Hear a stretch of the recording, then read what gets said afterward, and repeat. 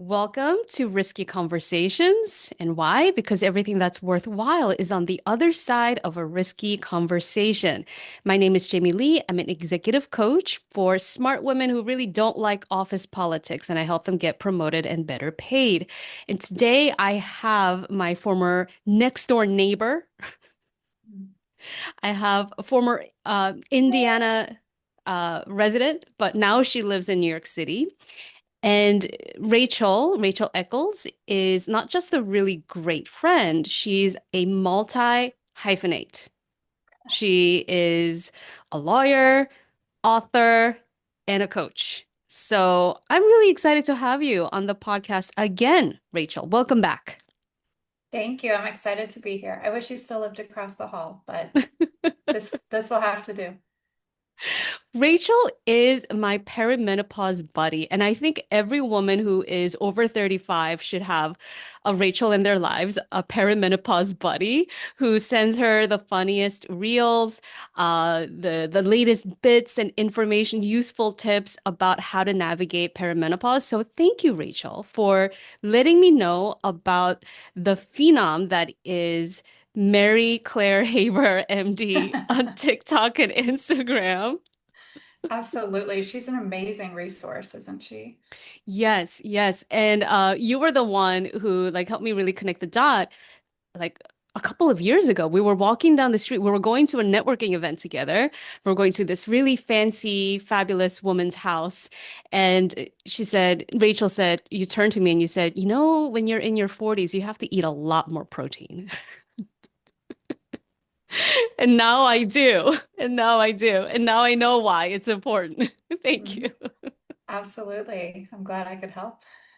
Yeah, and you've shared so many other great resources with me.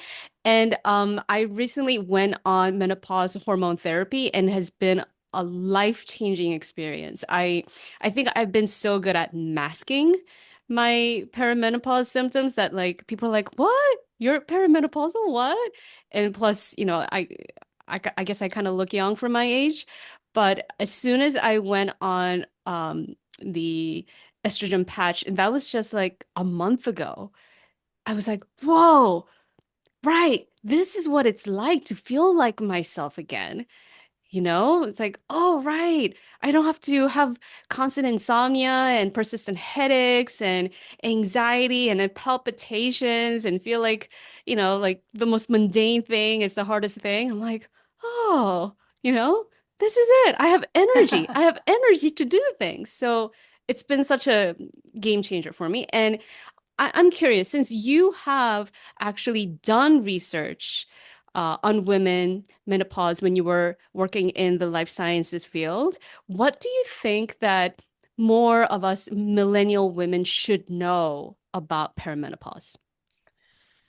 First of all, I should note I'm not a physician, just for those listening. I have a long history in the pharmaceutical industry and worked at several companies that have women's health portfolios. So I spent a lot of time with some of the world's experts on women's health. And I think there's a few things that women should know.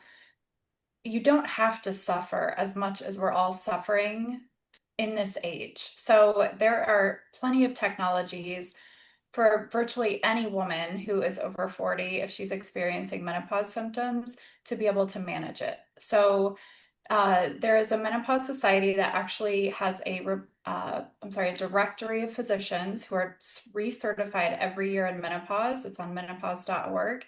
And if you're going to see someone, I would recommend going there. We all have our OBGYNs that we see once a year, hopefully, and they may not be trained in the latest data. They have a fear, and we can talk more about it, at another time. But the Women's Health Initiative really set off this chain of events, and it's why many of us watched our mothers and grandmothers suffer through menopause, because the WHI study essentially gutted all menopause therapy for women for a decade plus. So physicians were really reticent to prescribe any sort of hormone, and women were just told to suffer. So it was like, lose some weight, take an antidepressant, you just have anxiety.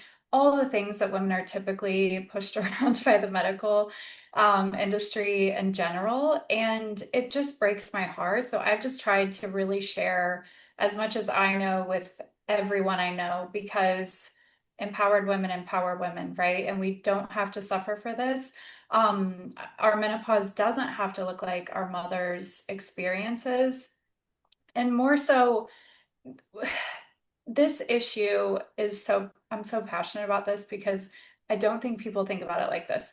And I was with one of the premier menopause experts in the world, spent a lot of time with her when I was working at Pfizer many years ago. She's still working. I think she might be in her 80s or 90s. She works at NYU. She's faculty and is a women's health expert. What's And her name? she, Is it okay? Lila Noctegal, Dr. Lila Noctegal, and she's actually involved with Electro Health, which I know you've utilized. I'm not sure if she was the founder, but she's definitely involved. I saw it on their website. She was such an incredible influence on me because I had her host this event about menopause, and she gave this really compelling speech about how women were never supposed to not to live without menopause, or I'm sorry, Mhm. without estrogen. So if you think about evolution, our life expectancy used to be, childhood, teenage years, become a mother, kind of die very soon after that. You might be, a grandmother for a short time, but life expectancy was so much shorter. And we were never meant to live without the hormone. So evolution takes about 1 million years. So she's always said, when I've heard her speak, that there will be a day when women don't stop essentially manufacturing, producing estrogen in their bodies. So we have this cliff that happens in our 40s and 50s as women. And if you're not with the right physician, you're going to be pushed off onto either some other pharmaceutical that's not really addressing the fact that you don't have as much estrogen as you used to, or you're just going to be told to suffer. And if you think about how systemic estrogen is, and that's what I learned from resources like Dr. Mary Claire Haver, it doesn't just affect, your periods, it affects your joints, your bone density, your nutrition, the Your way your organs brain. function, your brain. The brain fog is a huge issue. So, I know your audience are professional women. If you think about everything women are facing as middle management or executives in the workplace in their 40s and 50s, and then you pile on this disadvantage they have from men because men's bodies aren't stopping to produce one of the most critical hormones that they need to survive, essentially. It really adds this layered complexity that doesn't need to be there. So if anybody listening is suffering, I really encourage you to look at menopause.org. There are now programs that do completely virtual treatment sessions, and just educate yourself and don't take, I think we all, go to the women in our families that have been through this. They didn't have the same experience or opportunities that we have, and we don't have to suffer. So use the resources that are available to you. Don't listen to someone tell you that hormone therapy isn't right for you. If you look on Dr. Mary Claire Haver's resources, or Dr. Rachel Rubin is another really good resource that I've enjoyed. And there are many, many others popping up now. They are very clear that virtually every woman can take some sort of estrogen therapy. There are, again, I'm not a physician, but I know that there are pre-existing conditions such as an estrogen receptor breast cancer that can affect the type of estrogen, but there's, generally speaking, something for everyone. And there is just no reason this day and age to suffer as much as we are. Thank you. That's literally what I just said to another girlfriend of mine who is going through the change and she's having hot flashes. And she told me, oh, you don't need estrogen. It's for vanity. You could get cancer. And that's what the WHI study that Rachel just referred to that came out in 2002, which got pushed out to the press before a peer review. So it wasn't even like vetted information, but one statistic got misread, and everyone, around the media had this hoopla saying that, oh, you have increased risk of breast cancer. And I learned from reading books like Dr. Mary Claire Haver's New Menopause and Lisa Mosconi's Menopause Brain that having dense breasts, which I do, a lot of Asian women do, like that puts you at a higher risk of breast cancer than taking estrogen that's identical to the one that your body had been making. And I remember when you first shared something from Dr. Mary Haver, and I'm like, I was kind of like rolling my eyes at it, initially.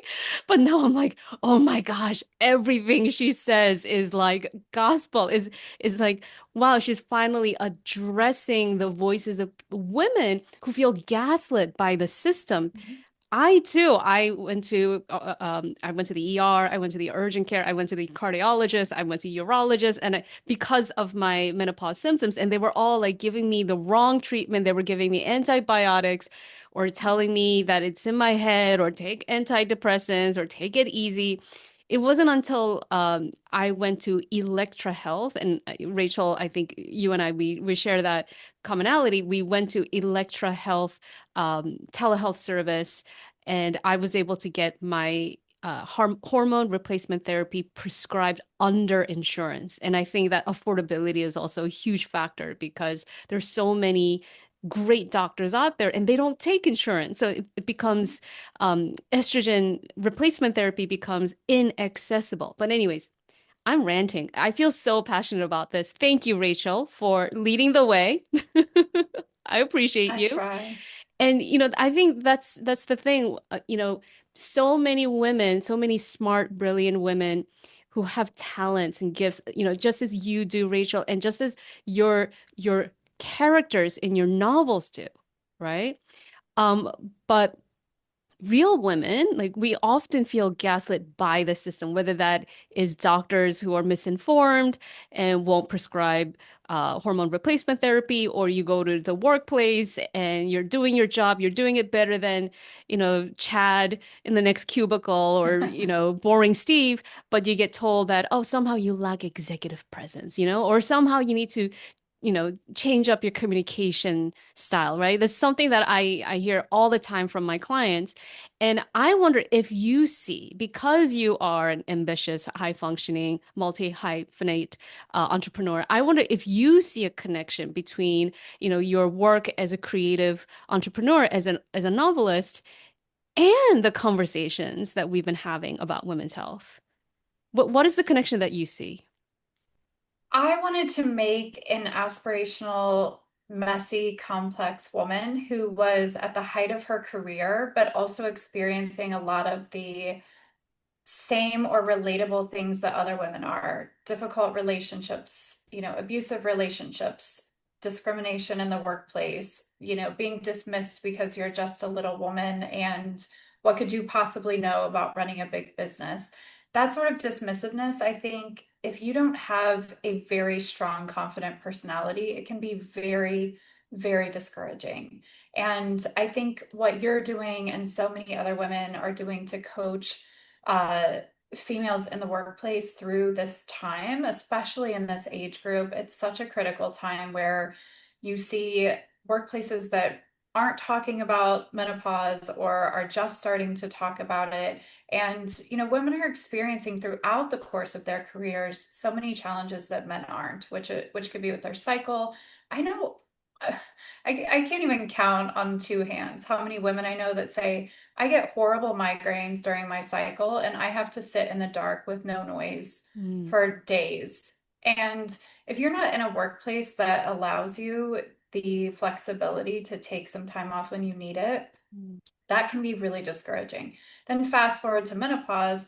I was actually looking at the numbers, and I think we'll talk a bit about this later, but I've been kind of obsessed with this idea that we have 4,000, an average of 4,000 weeks, alive. The average lifespan equates to about 4,000 weeks on Earth to fulfill our life purpose, to experience all the joys and growth opportunities we want to as humans.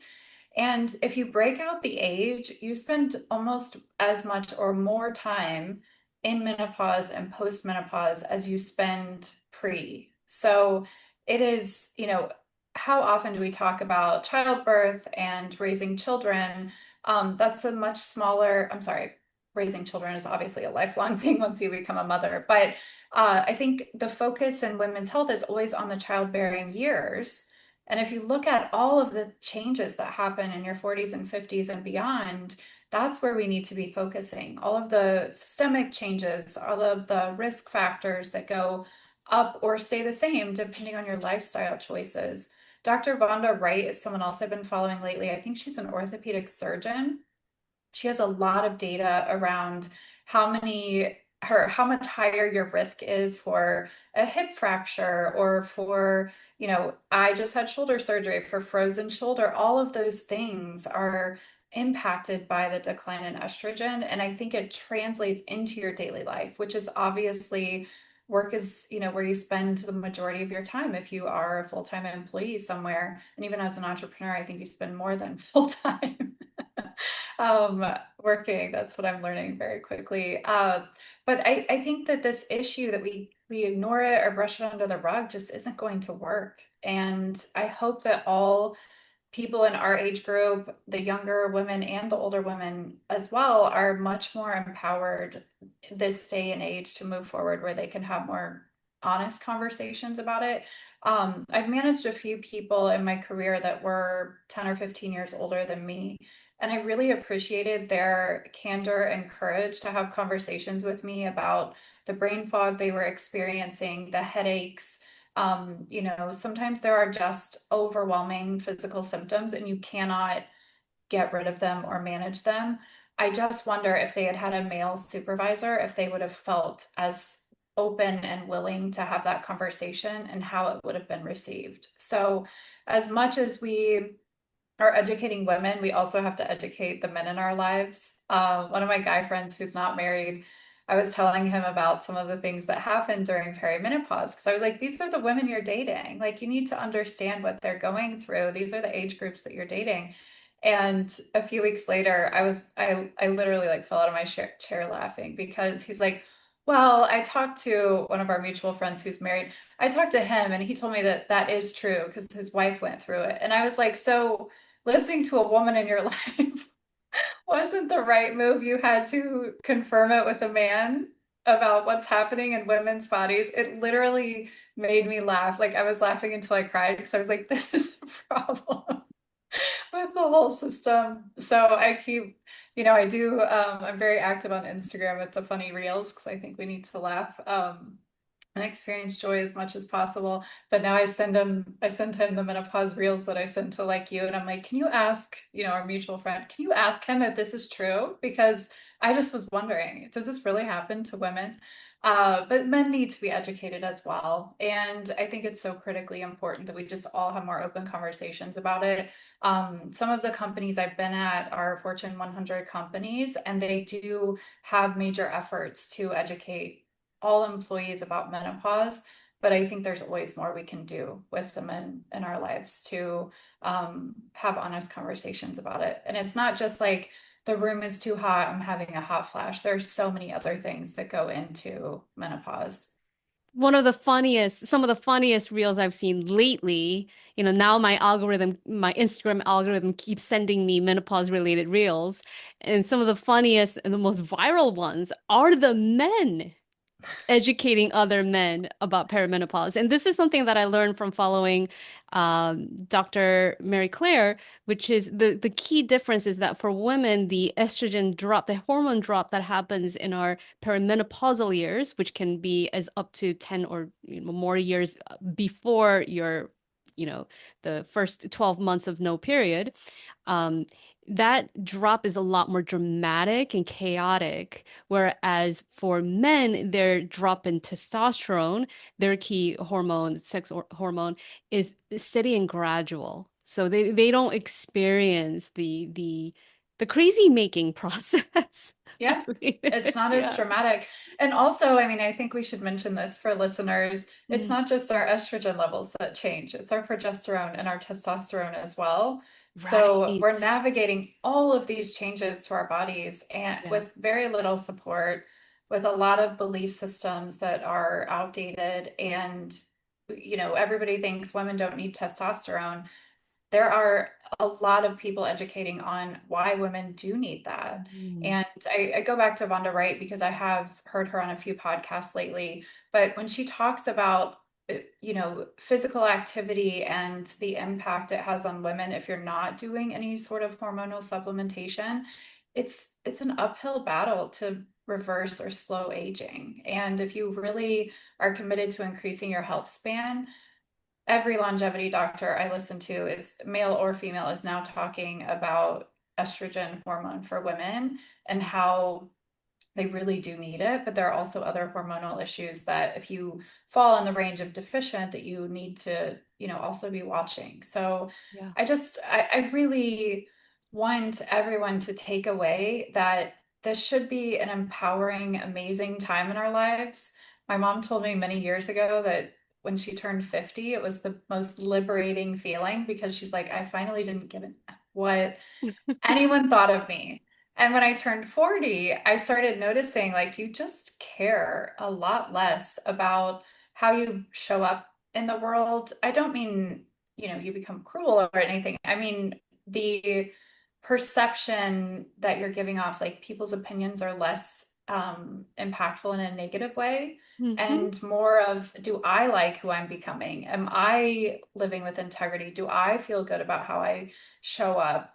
And I love that shift. So it should be such a magical time for all of us. We're getting better at our careers. If you have children, like they're probably getting a little more independent or out of the house. And you finally know who you are.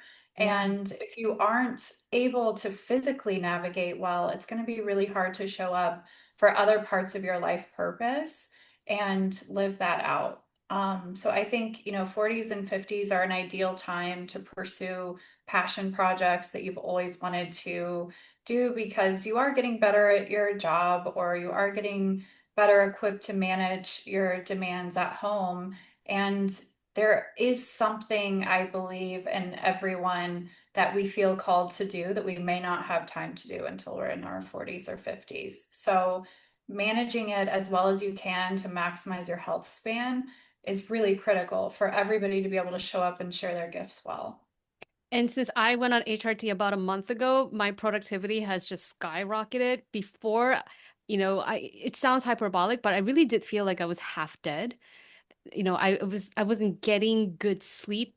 I would wake up and feel achy and sore and just like cranky. I don't want to do any. I really felt like I'm 43, but I felt like I was in my 80s and I couldn't see or hear all that well either. And then as soon as I went on HRT, I'm like, it was like the lights got turned back on, and I'm like, oh, my battery's recharged and I can go.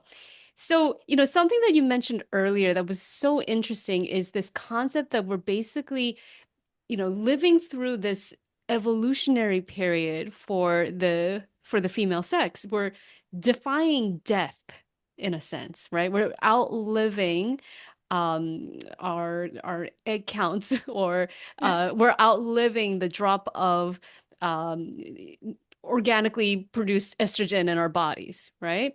Um, and all of that is possible through modern science and capitalism, all the things that we have, technology, all of the things that we have. And in terms of defying death, this makes me think about your main character, Celeste Donovan. We talked about Celeste Donovan in the first interview that we did, and I know you're about to release the third series in the Trading Secrets fictional series. Is that right? Yes, so Celeste Donovan series has three books. My first novel, which I think we spoke about the first and second one the last time I was on. My first novel, my debut novel, is called Trading Secrets. The second one is Risky Assets, and the third installment is going to be released September 9th. So I am so excited, and I cannot believe I got this over the finish line. This has been such a crazy time in my life when you pile on, the pandemic, of course, was only a few years ago, and you pile on all the life changes that everyone just naturally has over the years. Getting this third book out is really a huge accomplishment and something that I had wanted to do for a really long time. And, I said in 2012 I was going to write a trilogy, and it took me a little longer than I would have liked, but I'm so excited and grateful that I had the space to do it. And when I saw Risky Assets, I'm like, you got to come on Risky Conversations. Yes, yes. So As much you overlap. Yes, and as you mentioned, Celeste is messy, she's complex, she's very powerful, she's very sexy, she's got, the most amazing wardrobe. Every time I read your series, like the high fashion envy that it just conjures, it's like, it's something. Yep. And she defies death again and again and again, right? So tell us about this third book, the ongoing. I don't know, is she like the Mission Impossible, the hero equivalent in female form, except she's not only is she also very fit, good looking, and highly skilled in combat arts, but she's also very, very good in bed. Yes.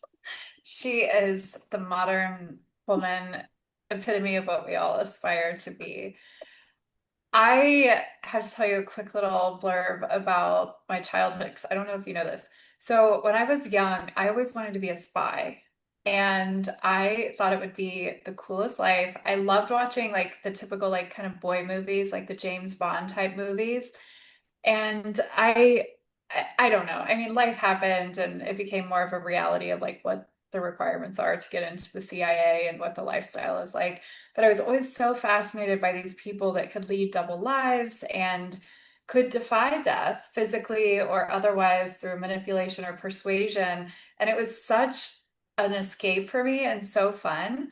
But I was always sort of annoyed that there weren't more female characters like that because females a lot of times have better tools to navigate some of these situations. So I wanted to create like a female Jason Bourne or a female James Bond, and also, sort of overlay that with a Sex and the City vibe.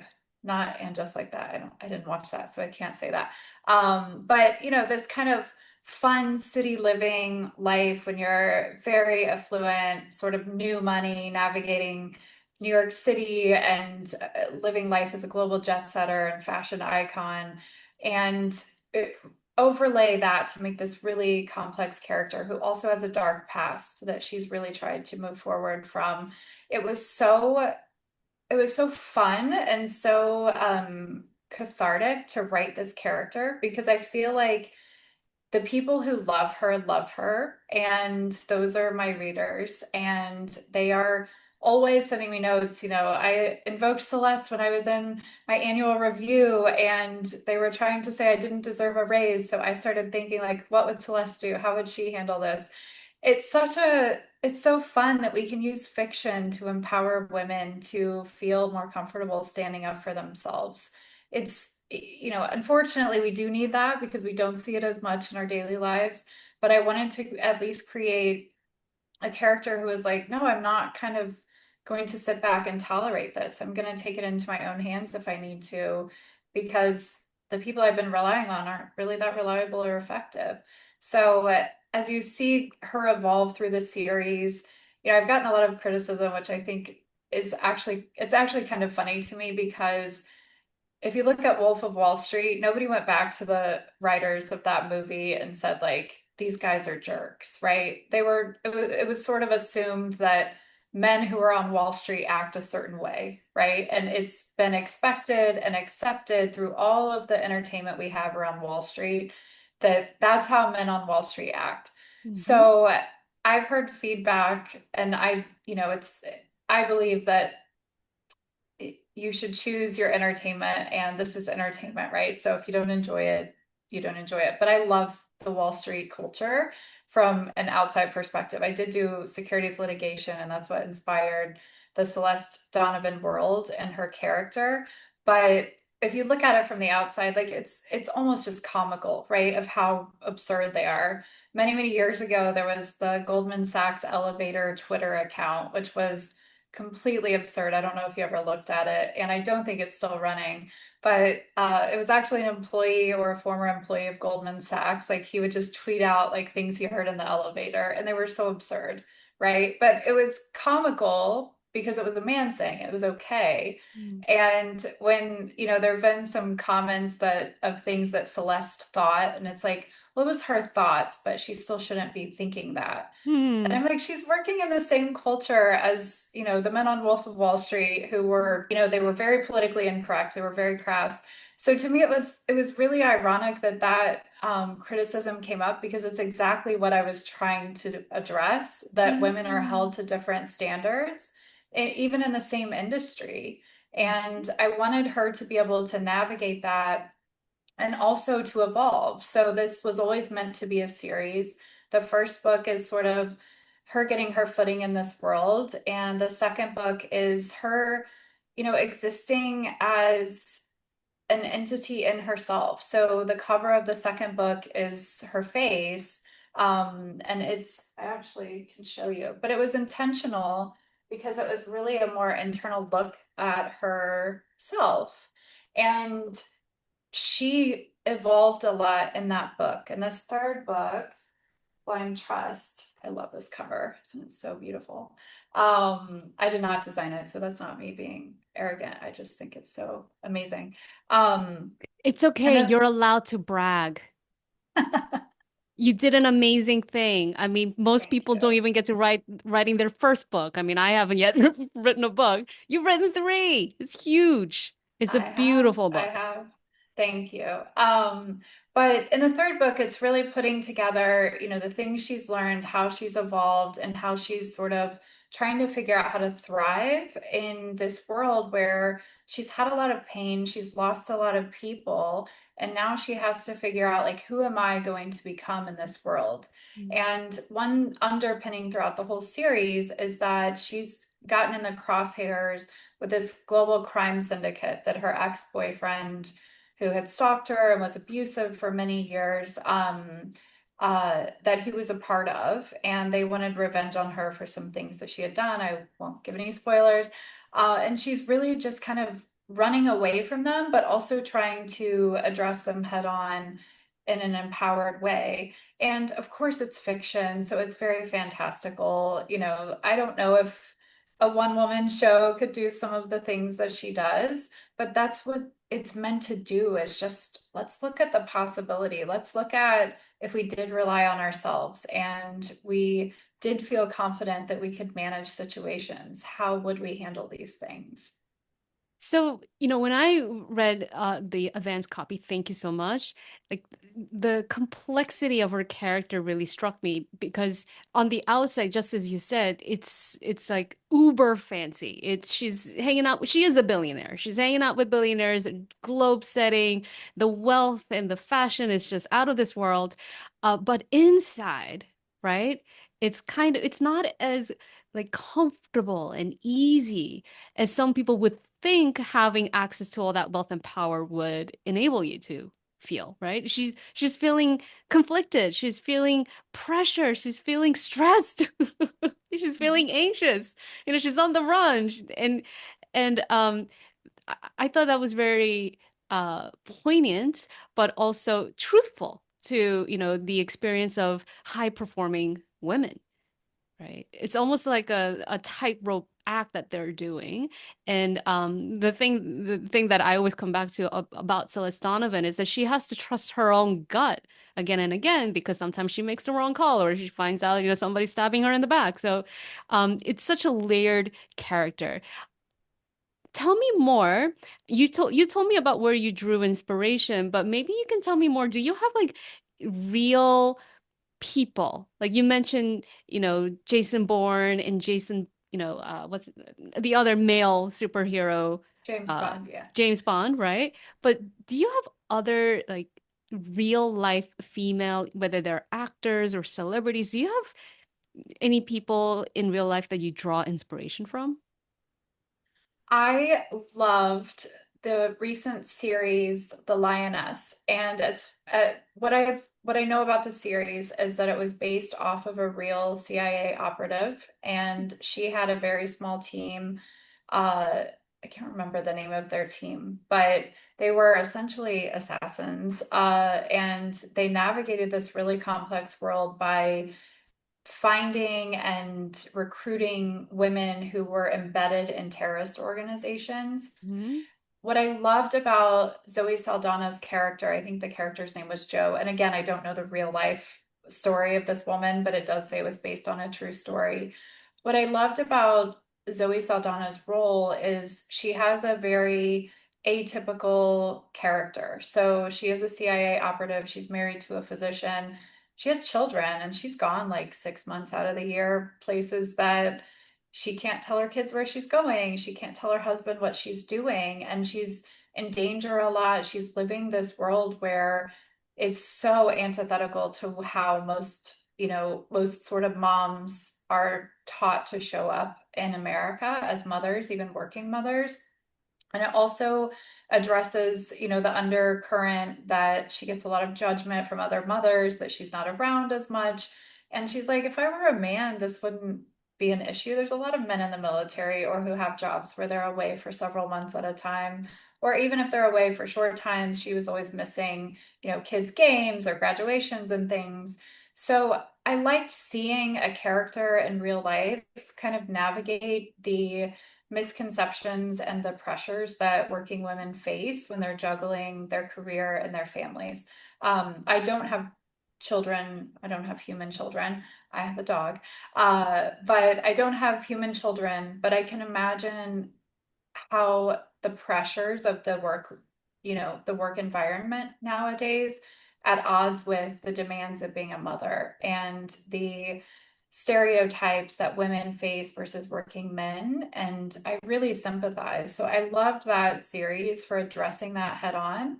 And again, I don't know if there were liberties taken by the writers. I don't know if her husband's really a pediatric oncologist. I don't know if she was really murdering people as much as she did in the show, but I thought it was really good entertainment to just make women feel a little more fearless. And she was very fit, and she was a soldier, and she could handle all these really dangerous situations. So in terms of how I thought about, Celeste, like kind of advancing to the next level and being able to, do hand-to-hand combat if someone were trying to kidnap her, or, learn how to handle a gun, or things that I never grew up thinking I would do unless I had been a spy.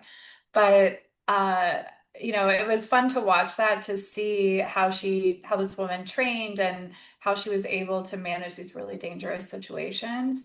And again, it's obviously what I'm writing is fiction. It's, a figment of my imagination and themes that I decide that I want to focus on, but I like doing it in more of a roundabout way than addressing it directly.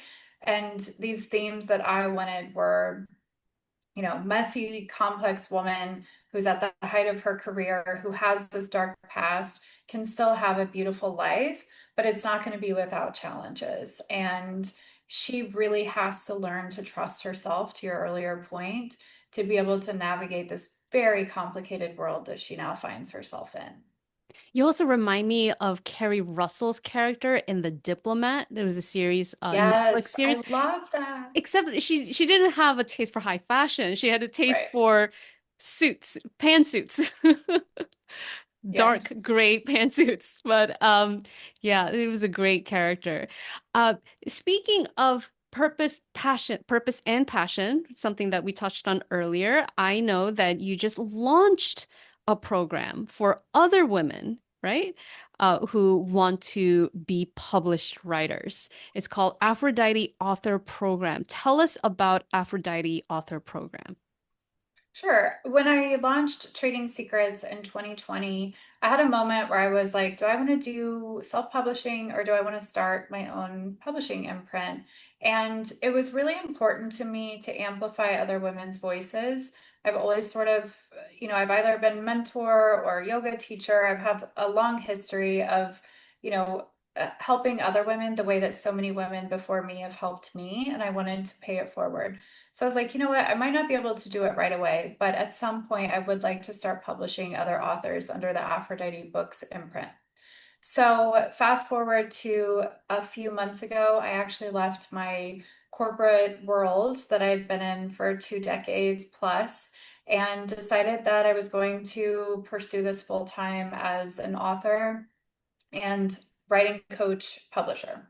So when I was thinking about the program, I really thought about what helped me, what were my barriers when I was starting out, especially for working women who don't work in, publishing or journalism. It's really hard to have the accountability to even know how to start as you're working through. I want to write a book. How does that translate into having a book on a bookshelf? So I thought a lot about how to create the program and what my strengths are and where my gaps are. So if you're looking for an agent, or if you've decided you're traditionally publishing and you do have an agent, probably not the right program for you.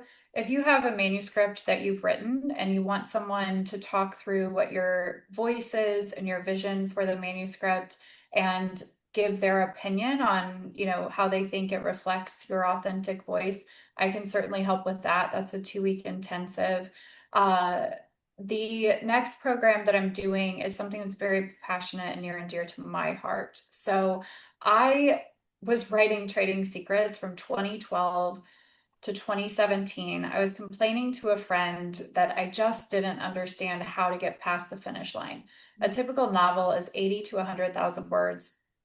I had written 300,000 words and it was not a book. It was a bunch of scenes that did not make a story.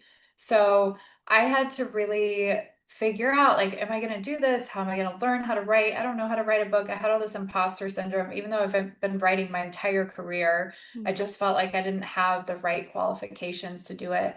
And I was on vacation with a friend who's a journalist and complaining about how I just couldn't finish this book. And I was like, I'm tired of being one of those people that just talks about it and doesn't do it.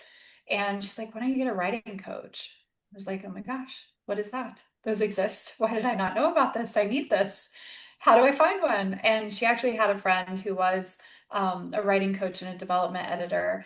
And it took me a month, I'm not kidding you, to rewrite the manuscript, having a coach, and I had struggled with it for years. So other things happened. I had to move for work and I had some other kind of chaotic external things happening, and that's why I didn't publish it until 2020.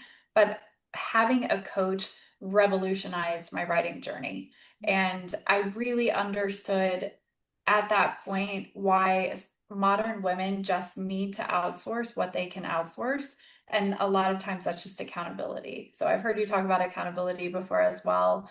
But, having a writing coach who is sort of your fiduciary, like has your best interest at heart and wants you to show up well, wants you to succeed, is so important in this journey. Because if you don't have a publisher breathing down your neck with a deadline, it's just you kind of hanging out, telling people that you know that you want to write a book or you're writing a book. No one's actually making sure you write it. No one cares if you write it. And 82% of people that start writing their first book never finish it. Like 3% actually like publish it and move on to the next one. So it's such an elite small group of people that do this. I just wanted to make it more accessible to women who maybe had a similar background to mine, had a career completely outside of publishing, and just wanted to do something that they felt was part of their life purpose or their legacy. So the second program is really meant to be that sort of coaching of what I had. It's a bespoke program, so it works with either the author who's just starting out or the author who, like me, had this voluminous set of words that was not a book, and really refine that into what could be a polished manuscript. And, I can explore with the author or aspiring author different publishing pathways. I'm not an expert on traditional publishing. I had an agent for a short time, but I decided that self-publishing or boutique publishing was more for me and more aligned with my values and my timeline. So, there are plenty of resources for people that are very certain that that's their route. What I find though is that a lot of professional women are a bit more entrepreneurial, and this is just one part of their platform. They're not really interested in writing full time, and they're very interested in, pursuing this as something else that's in their coffer of qualifications. So establishing them as an expert or working through trauma or sharing their story to empower other women are, the ideal angles and candidates that I'd like to work with. So right now I'm starting, uh, I've started coaching a few people. It's so much fun. you probably love coaching too. It's so much I do it fun. full time. Yeah, and I love being able to write and have my own writing and work through my own things and also translate that into helping others. So it's been so much fun. And then the third pathway is meant to be for those who graduated from the coaching program, which would be publishing with Aphrodite or starting your own self-publishing imprint. And I can help navigate and share what I've learned and what's worked and what hasn't for me. It is so complex, not in a way that means it's difficult. There's just so many little pieces that go into publishing that I didn't understand. Like the ISBN on the back of a book. There it is. Like the ISBN on the back of a book. If you're a self-published author, there's a certain website you have to buy it from. A lot of authors don't know that. There aren't a lot of resources to make it easy. If you don't buy the right ISBN, you're not going to be able to be on certain websites to sell your book. And you also, if you don't know in advance that you have to apply to the Library of Congress to be included, you can't do that post-publication. So I didn't know that with my first book, and I sort of knew it with my second book, but I was just in a rush to get it out. So my third book will be the first one that's included in the Library of Congress. And, I wish I had known that in advance. So there are just so many little things that make it much more complex than it has to be. So I want to demystify that for other authors who are, aligned with me and with the way that I chose to proceed and really get more authors, more voices, more unique, fierce women as published authors so that we have more to choose from. So it could be I, any genre. It could be thrillers, it could be romance, it could be nonfiction, it could be yeah, how-tos, it could be children's books. So every woman who's watching or listening to this who had an idea or even a desire to write and publish a book, it sounds like you're giving them sort of like a shortcut to either being published through the Aphrodite imprint or establishing their own imprint empire is what I heard. yes. And I do have Right. another published author already under Aphrodite, uh, a dear friend of mine from college and now is a colleague. She has published some children's books under the Aphrodite Author Program and the imprint. So any genre works. I began my writing career writing for the Indiana Yoga Association newsletter. It was my first published works. And my second was academic medicine. I was the first author in a tier one medical journal at age 25. So when I was working on my bioethics master's, I was writing up some of our research projects and submitting them to peer review journals in bioethics, medical ethics, and other areas. I've done a lot of grant writing, and then in the corporate and legal worlds, I've been a writer. So I've experienced a lot of different types of writing, not so great writing, clear communication, persuasive writing. So I would love to work with any genre of people that are looking for the pathway that I've outlined. How is what you're offering different from a hybrid publishing model? I haven't worked with hybrid publishers, so I can't speak directly to what they offer. I don't know that any of them have as individualized one-on-one type approaches that I do. At least what I've seen, I haven't heard that.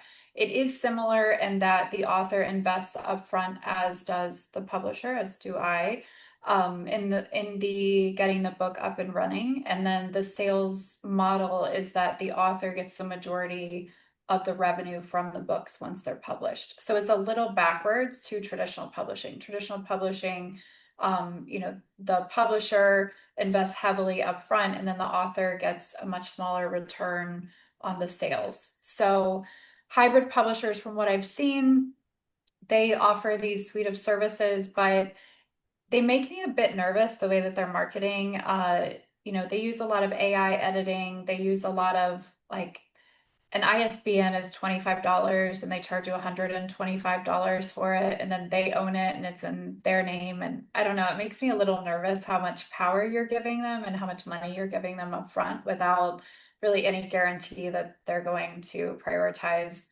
your work. What I want to do, at least at this point, with the size I am and how nimble I can be, I'd like to work really closely, build long-term relationships with amazing, unique, fierce women who want to keep writing throughout their lives and build that out to be this amazing set of Aphrodite authors. And I don't think I've mentioned this yet, but I do have a foundation, Aphrodite Gives, and a portion of the proceeds of every sale go toward that.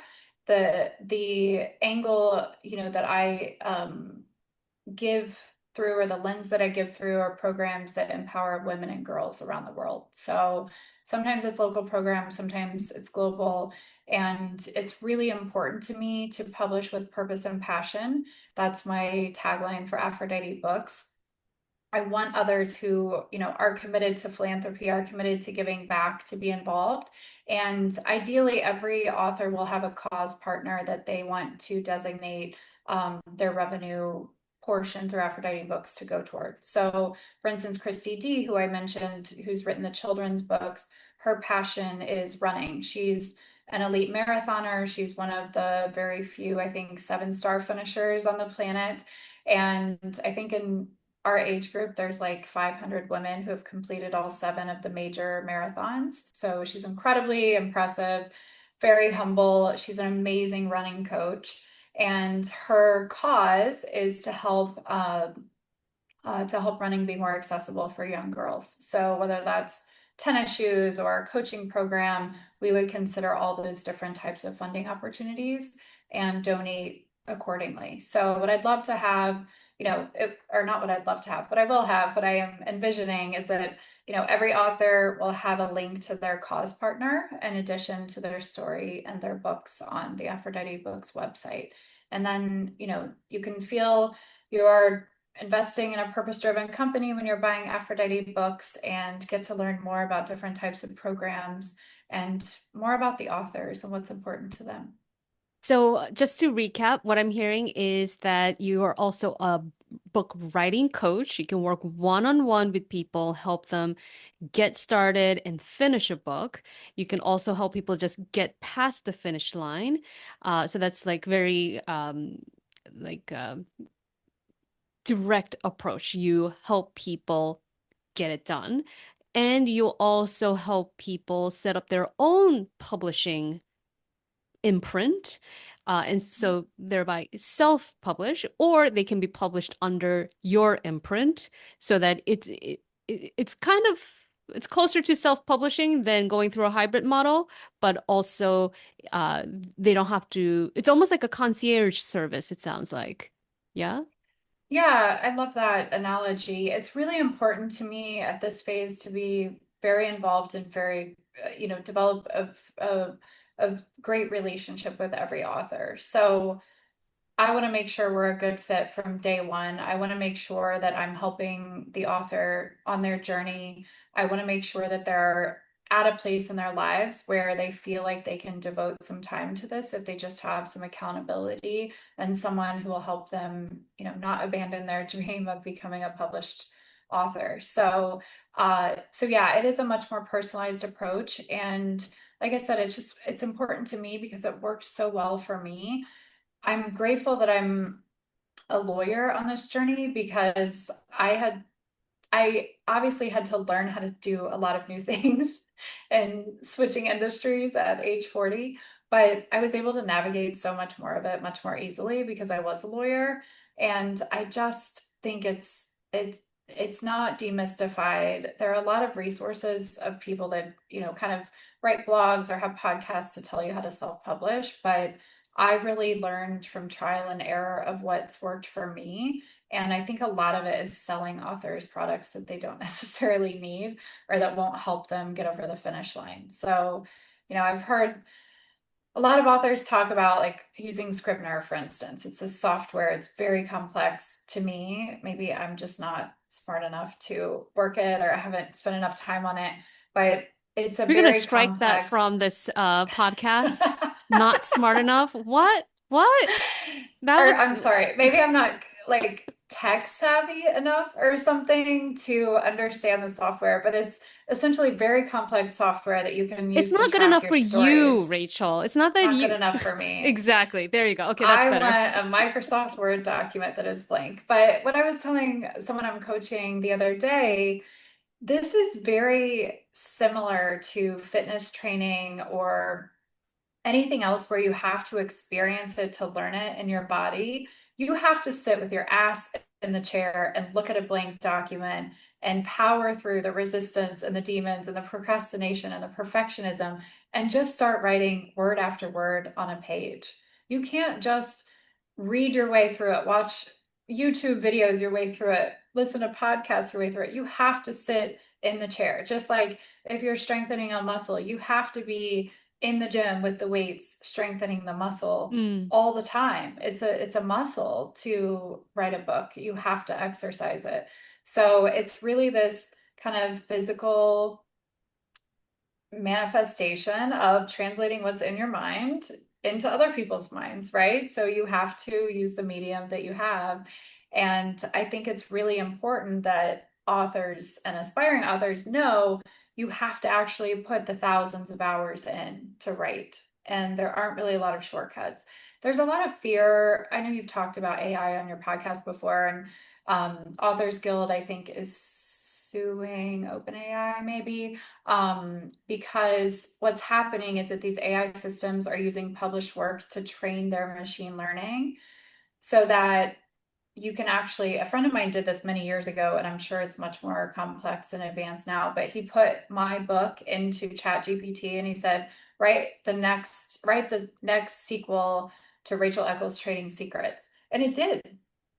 I wrote a book and it took like 4 minutes and it was terrible, but it was a book and people are going to publish those. People who don't think that you should have to write the whole book or don't care about the creative process.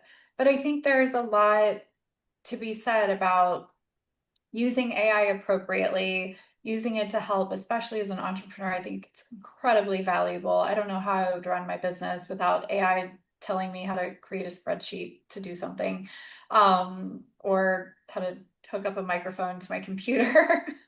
I don't have a tech support team anymore like I did in corporate America. But so I think it's incredibly valuable for a lot of reasons, but I don't think it should be used to bypass the creative process. The creative process is sitting in the chair, facing all of the things in your mind, fighting through those, and turning your ideas into a medium that other people can put into their brains. And I think it's really a special privilege to be an author and to have others read your work, but you do have to put the time in.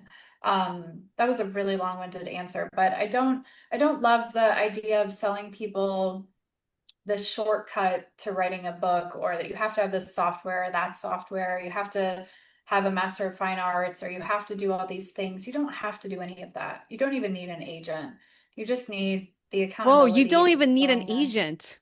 Fascinating. No, Okay. I don't have Good an to- agent. yeah, Yeah, I don't have an agent. cool. So this is for women who want the direct approach, getting it done, going through the creative process and, bypassing the middle people so that you have the book to share with the world.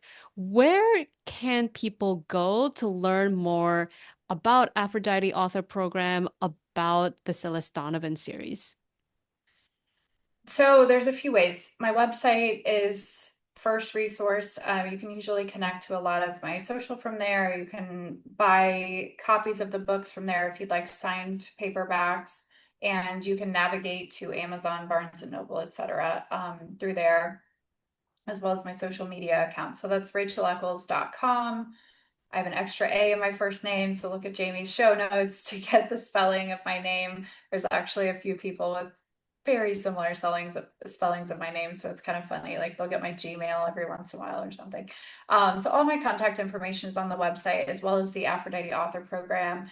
The Aphrodite-books.com website will be up soon. I had to get through this launch. It's not extremely difficult to create a website and to give feedback to your web designer, but I just didn't have the headspace. So that will be up soon. but the link on racheleckles.com allows you to look at the programs. You can fill out an application form and set up a 15-minute discovery call with me, see if we're a good fit. So it's a great resource. The books are, available on Amazon, I think is where most people buy books, but it's also available on Barnes and Noble and Apple Books. And I am working to get into bookstores. It's an uphill battle when you are a small publisher because the bookstores want a very heavy discount. I was actually working out the numbers and I lose money on every sale if it's in a bookstore. So it doesn't make a lot of sense because I have to pay for the printing costs. But I hope once I have more authors in the volume, we'll be able to be more widely available in brick and mortar stores. Most self-published authors and small publishing houses don't prioritize that because it's extremely difficult, even if you're a traditionally published author, to have your work in brick and mortar bookstores. So we talked about menopause, we talked about HRT, we talked about, defying death because as women who are in our 40s, as women who are sort of coming into our own, right? And coming into like our power in terms of what we can do creatively, professionally. I love that, Aphrodite Author Program and the Celeste Donovan series is sort of exemplifying, right? Showing, demonstrating what an empowered woman can do, right? In many sense of that word. And as you said, when women are empowered, we empower other women and help them get past the middle people and Absolutely. get it done. That's what I'm learning from you today. Is there anything else that you want to make sure you share that we haven't yet addressed with the audience? We have addressed so many things. I We love have. it. So I'm having a lot of launch events in September, and we'll be doing you're the first, but I'll be doing a podcast tour on several podcasts, and we'll have a lot of influencers working with them on getting the books out. If you do enjoy the books, one of the best things you can do for an author is give them a 5-star review on Amazon, Goodreads, and the other sites that you buy books on. It's incredibly valuable. It seems like an afterthought, but it is, it helps so much for the credibility of especially someone publishing through a small publishing house. I am very ethically opposed to buying reviews. So I always want someone to give an honest review, but if you really enjoy it, an honest review that is very good is much more helpful than a Yes, very and negative review. that reminds me to invite the audience to leave a 5-star review, whether it's on YouTube, Apple, Spotify, for this podcast as well. It helps other people find Mhm. risky conversations with Absolutely. smart, ambitious, multi-hyphenate, amazing women like Yeah. Rachel Eckles. Thank you Yeah. so much, And Rachel. yeah, Yes. and then sorry, just one more thing. Book clubs are a great way to spread the word if you enjoy someone's book. So I always try to spread the message about books that I love to everyone I know. So that's really helpful. And, supporting authors and their other journeys. If you know of authors who are interested and need some support, please direct them to me. I'd love to chat with them. Or if you yourself are interested in writing a book, if you feel like it's part of your life purpose and your legacy, please contact me and let's talk. All right. Thank you so much, Rachel.